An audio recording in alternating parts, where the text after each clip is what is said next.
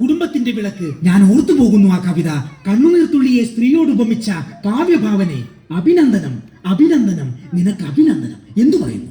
ഓടും കുതിര, ചാടും കുതിര, വെള്ളം കണ്ടാൽ വിൽക്കും കുതിര. എന്തു പറയുന്നു? ചെരുപ്പ്. കറക്റ്റ്. കേരളം പോലെയല്ല ഇന്ത്യ, ഇന്ത്യ പോലെയല്ല ഭാരതം. ഇത് രണ്ടും കമ്പയർ ചെയ്താൽ എന്താണ് അമേരിക്കയുടെ സംസ്കാരം? അതിപ്പോ ഈ അമേരിക്കയെ സംബന്ധിച്ചിടത്തോളം എനി ടൈം ആർക്ക് വേണമെങ്കിലും പൊതുസ്ഥലത്ത് വെച്ച് ചുംബിക്കാം, പക്ഷെ മൂത്രമൊഴിക്കാൻ പാടില്ല. എന്നാൽ ഇവിടെ എങ്ങനെയാണോ? പൊതുസ്ഥലത്ത് വെച്ച് ആർക്ക് വേണമെങ്കിലും മൂത്രമൊഴിക്കാം, പക്ഷെ ചുംബിക്കാൻ പാടില്ല. പിന്നെ എങ്ങനെ ഇതുപോലുള്ള ദമ്പതികളുടെ പ്രണയം ഉണ്ടാകും? എന്തു പറയുന്നു മാംസള? എന്തായാലും ഇത്തരം കൾച്ചറില്ലാത്ത കാര്യങ്ങളോട് ഞാൻ യോജിക്കുന്നില്ല. പൊതുവഴിയിൽ യൂറിൻ പാസ് ചെയ്യുന്നതാണോ പ്രണയം?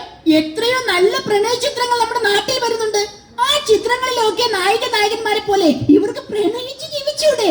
എന്താ ഈ ഹംക്ക് പറയുന്നത്?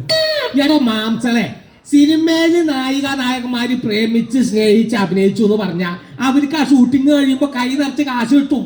ഈ വക ബീസുകളുടെ പിന്നാലെ പ്രേമിച്ച് നടന്ന 10ന്റെ പൈസ കിട്ടുമോ? Mister Khader, mind your words. Yes, yes. ആ പദവിയുടെ അർത്ഥറിയാനിക്ക് അതറിയണമെങ്കിൽ ഇന്ത്യ എന്താന്ന് മനസ്സിലാക്കണം. അക്ഷരങ്ങൾ അച്ചടിച്ചു കൂട്ടിയ പുസ്തകത്താൽ നിന്ന് ഇയൊന്നും പഠിച്ച് മനസ്സിലാക്കിയ ഇന്ത്യ അല്ല അനുഭവങ്ങളുടെ ഇന്ത്യ. അത് മനസ്സിലാക്കണമെങ്കിൽ സെൻസ് ഉണ്ടാവണം, സെൻസിബിലിറ്റി ഉണ്ടാവണം, സ്റ്റെപ്പ് അപ്പ് ഉണ്ടാവണം, ട്രാൻസ്ഫോമർ ഉണ്ടാവണം, സോഡ ഉണ്ടാവണം, ഗ്ലാസ് ഉണ്ടാവണം, അച്ചാറുണ്ടാവണം. ഇതൊന്നുമില്ലെങ്കിൽ അതുപോലെ തലയ്ക്ക് പ്രാന്തെങ്കിലും ഉണ്ടാവണം. ഇങ്ങനെ ഒരു ലേശത്തുമില്ലാതെ പുരുഷന്മാരെ അവഹേളിക്കുന്നതാണ് നിങ്ങളെ പോലുള്ള വിവരം കെട്ട സ്ത്രീകളുടെ പരാജയം. സത്യത്തിൽ അതാണോ പരാജയം? എന്തോ